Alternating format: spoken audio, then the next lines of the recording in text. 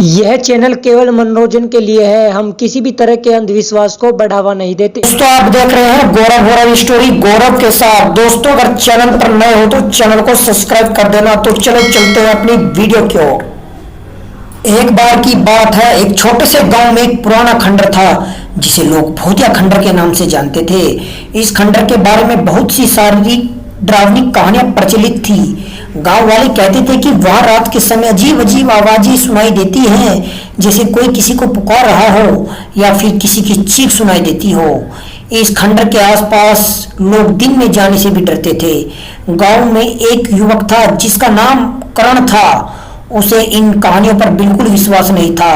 उसे लगता था कि यह सब लोगों की कल्पना का हिस्सा है। एक दिन उसने ठान लिया कि वह इस खंडर की सच्चाई जानकर ही रहेगा। रात का समय था, चांदनी रात, लेकिन आसमान में घने बादल छाए हुए थे।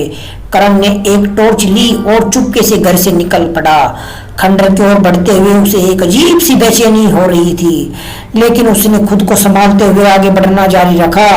खंडर के पास पहुंचकर उसने देखा कि वहां की दीवारें टूटी फूटी थी और चारों तरफ घनी झाड़ियां उगी हुई थी। जैसे ही उसने कदम अंदर रखा, उसे ठंडी हवा का झोंका महसूस हुआ। अचानक उसे किसी के कदमों की आवाज सुनाई दी, जैसे कोई उसके पीछे चल रहा हो। उसने मुड़कर देखा, लेकिन वहां कोई नहीं था। करण ने सोचा कि यह उसका भ्रम है होगा और वह अंदर की ओर बढ़ा। तभी उसे एक पुरानी सीढ़ी दिखाई दी जो नीचे की ओर जा रही थी। जिज्ञासावश वह नीचे उतरने लगा। सीढ़ियों के अंत में एक छोटी सी कटोरी थी। अर्जुन करण ने अपनी टॉर्च से रोशनी की, लेकिन जैसे ही वह कोठरी के अंदर घुसा, टॉर्च की रोशनी बुझ गई। अब चारों ओर घना अंधेरा था।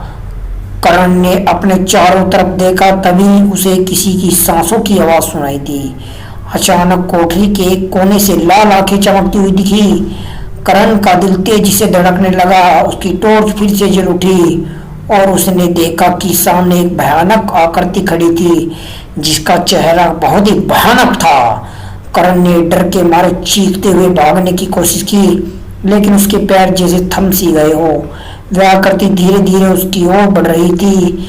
तभी करण की टॉर्च फिर से बंद हो गई और पूरा खंडर एक बार फिर से घने अंधेरे में डूब गया।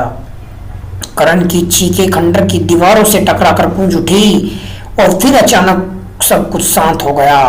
सुबह जब गांव के लोग करण को ढूंढने निकले तो उन्होंने उस खंडर के बाहर बेहोश पाया। जब करण होश में आया तो उसने उस रात की घटना को याद करते हुए कांपते हुए बताया कि वह फिर कभी उस खंडर के पास नहीं जाएगा। उसके चेहरे पर अभी भी उस भयावह रात का खौफ झलक रहा था। उस दिन के बाद से गांव के लोग और भी ज्यादा उस खंडर से दूर रहने लगे और करण ने कभी भी उस खंडर का नाम तक नहीं लिया। वह खंडर आप भी उसी तरह खड़ा है, लेकिन उसकी रहस्यमयी आवाज और डरावनी हो गई है।